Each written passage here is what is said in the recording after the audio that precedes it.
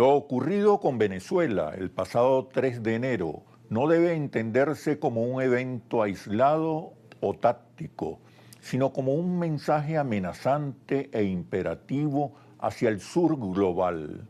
Se trata de un rediseño agresivo del orden internacional, donde las medidas coercitivas unilaterales como doctrina sustituyen la diplomacia y se convierten en mecanismos de control geopolítico. El bloqueo y las sanciones no buscan derrotar, sino reprogramar.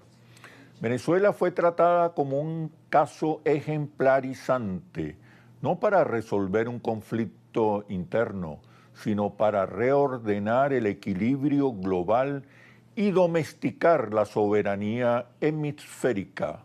Está en juego la multipolaridad, la soberanía, las normas internacionales y la paz. El sur global no actuó o no pudo actuar para frenar el bloqueo aeronaval contra Venezuela, lo que revela asimetrías reales de poder y deja a la multipolaridad en una condición muy frágil. Descartada por inviable una ocupación en Venezuela, el poder intervencionista apostará ahora por capturar la arquitectura de seguridad interna, debilitar el Estado-nación y disputarle al chavismo la hegemonía. El nuevo campo de batalla no es militar, es cultural y es económico.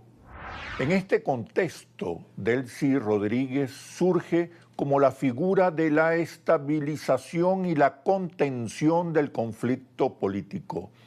El reto descomunal de la presidenta Rodríguez está en gobernar, evitar una fractura social, impedir el desmontaje del tejido alternativo y sostener la cohesión en un nuevo ecosistema de presiones. Pero también la presidenta Rodríguez debe gestionar el choque cultural que significó el 3 de enero, el cual va a ser usado por la Casa Blanca como herramienta de dominación. Frente a un nuevo momento histórico, se impone una renovada superestructura cultural y emocional, nuevos relatos, gramáticas y símbolos. Hay que fortalecer la identidad nacional versus el sentido común neoliberal. De la misma manera, hay que evaluar el peligro de un Trump convertido en líder protector, salvador y portador de bienestar con autoridad simbólica. Está surgiendo un pragmatismo profundo en las necesidades diarias de la población, lo que significa que más allá de su identidad política o de sus opiniones sobre el conflicto con Estados Unidos, la principal preocupación gira en torno a aspectos básicos, concretos y urgentes de su supervivencia y bienestar material inmediato. A pesar de su indignación con Estados Unidos, la mayoría está de acuerdo en que Venezuela debe negociar inversiones petroleras con ese mismo país, siempre y cuando los términos sean favorables para Venezuela. Por su parte, el chavismo muestra un apego emocional a la figura de Maduro, una posición nacionalista frente a la amenaza externa y un pragmatismo profundo en sus necesidades diarias. Apoyan al gobierno por afecto y lealtad, pero su demanda central también es estabilidad y bienestar económico. La figura de Delcy Rodríguez llega a ellos como una incógnita necesaria, cuya legitimidad dependerá casi exclusivamente de su capacidad para gestionar la crisis económica y transmitir confianza en el futuro. Quiero destacar ahora una realidad fundamental. En esta coyuntura, el chavismo se presenta como una fuerza social, política y cultural fundamental para avanzar en el proceso de transformaciones. El chavismo se convierte en el sujeto social histórico de esta nueva etapa. El destacado analista Eric del Búfalo se refiere al chavismo como un movimiento orgánico, con una alta plasticidad política. Para comprender el chavismo como una realidad política y cultural de larga duración, hay que entender su naturaleza profunda. Y esa naturaleza se explica fundamentalmente a partir de tres dimensiones que se articulan entre sí: su carácter orgánico, su plasticidad política y su condición de religiosidad política y simbólica. Cuando decimos que el chavismo es un movimiento orgánico, estamos señalando que no se trata de una construcción artificial ni de una simple maquinaria electoral.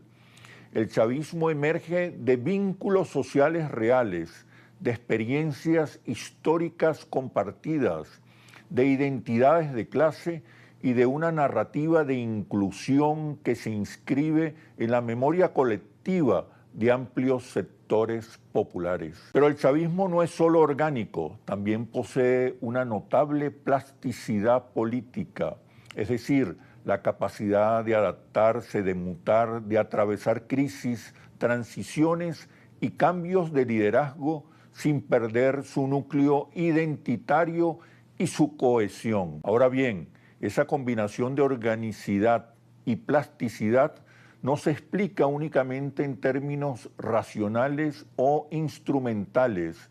Se explica también porque el chavismo opera como una forma de religiosidad política en el sentido simbólico y cultural del término. No se trata de religión en sentido doctrinal o institucional. Se trata de una religiosidad política que construye sentido, pertenencia y comunidad emocional. Una religiosidad que articula símbolos, relatos, rituales, liderazgos y una visión moral del mundo político.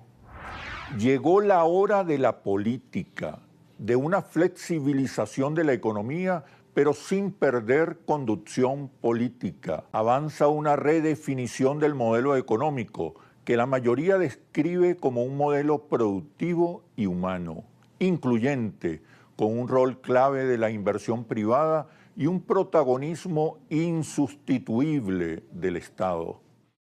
Se trata de un modelo mixto de pragmatismo bajo dirección del Estado, donde continúa el petróleo como eje estratégico y la inversión es concebida como instrumento subordinado al interés nacional y popular. No estamos ante una agenda neoliberal ni ante una modernización tecnocrática de la economía. Se trata de reorganizar el vínculo entre política y economía. Durante la última década, el ejercicio de la hegemonía se desplazó hacia las instituciones y el aparato partidista, debido a la necesidad de enfrentar y gestionar el impacto de las medidas coercitivas unilaterales y la subversión fascista. La agitación permanente sustituyó la batalla cultural.